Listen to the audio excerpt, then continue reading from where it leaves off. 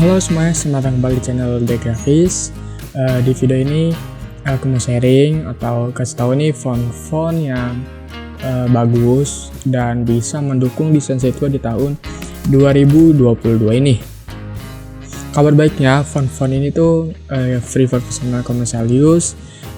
Beberapa ada yang dari Pixel Plus, ada juga dari Behance, dan beberapa website lainnya, yang mana keterangan lisensinya itu jelas ya, seperti yang aku bilang tadi, free for personal commercial use gitu. Nah, beberapa font yang nanti kalian simak itu akan ada beberapa contohnya juga yang aku buat atau penerapan desainnya. Jadi nanti teman-teman bisa lihat, mudah-mudahan bisa menginspirasi, dan ya silakan sampai ke video.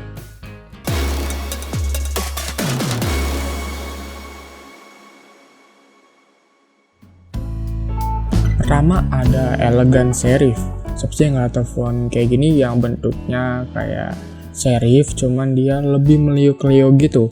Nah, font seperti ini biasanya disandingkan atau didesain dengan campuran gambar atau lukisan dari Middle Age atau Yunani gitu.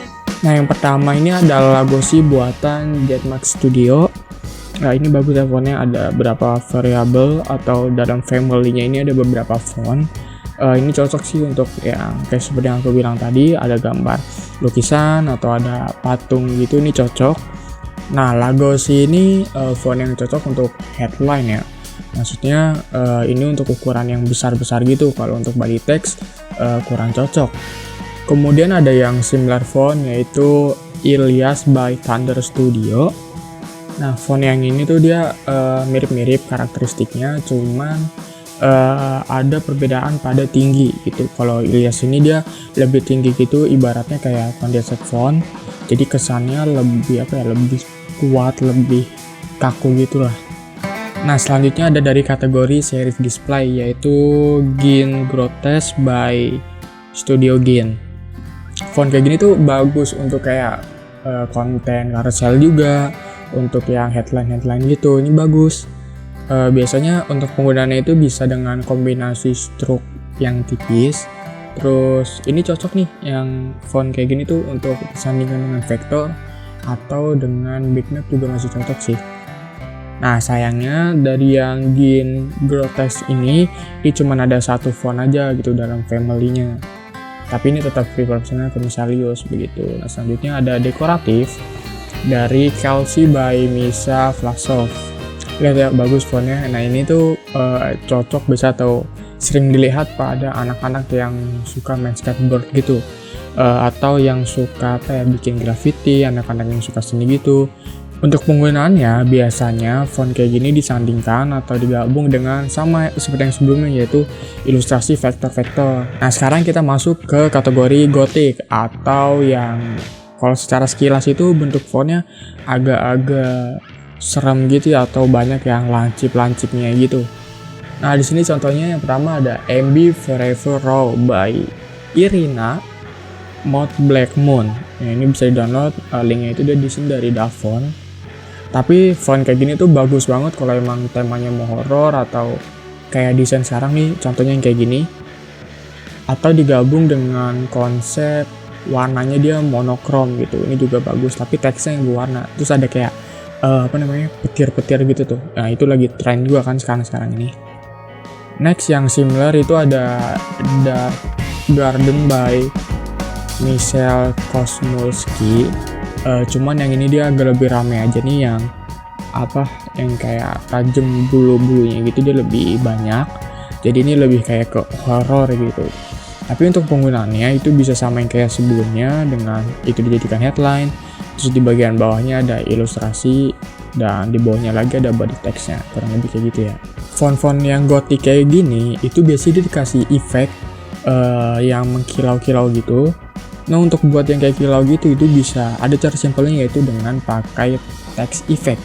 Contohnya ada dari Metal Chrome by Hyperpix Production dan Resource Boy. Di sini kalian bisa download gratis juga. Jadi ini text effect ya. Jadi biar kayak Chrome yang kilau-kilau gitu, ini gratis. Ini adalah effect bukan font. Ingat, ini adalah text effect bukan font.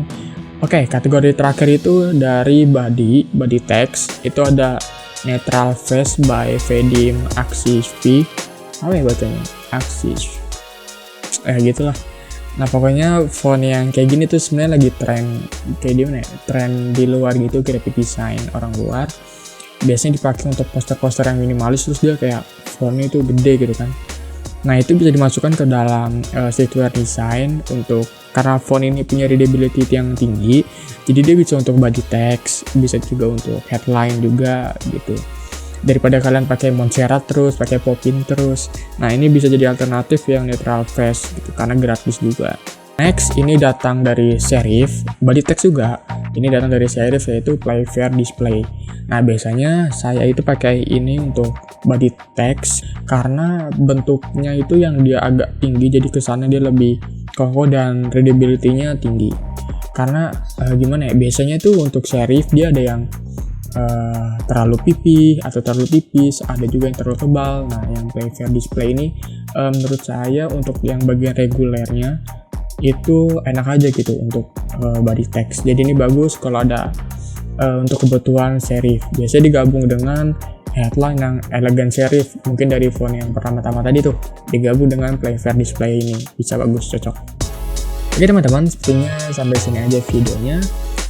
Emang masih kurang banyak pastinya fontnya, ini cuma ya masih dikit lah, tapi semoga font-font tadi bisa berguna buat teman-teman, bisa cocok.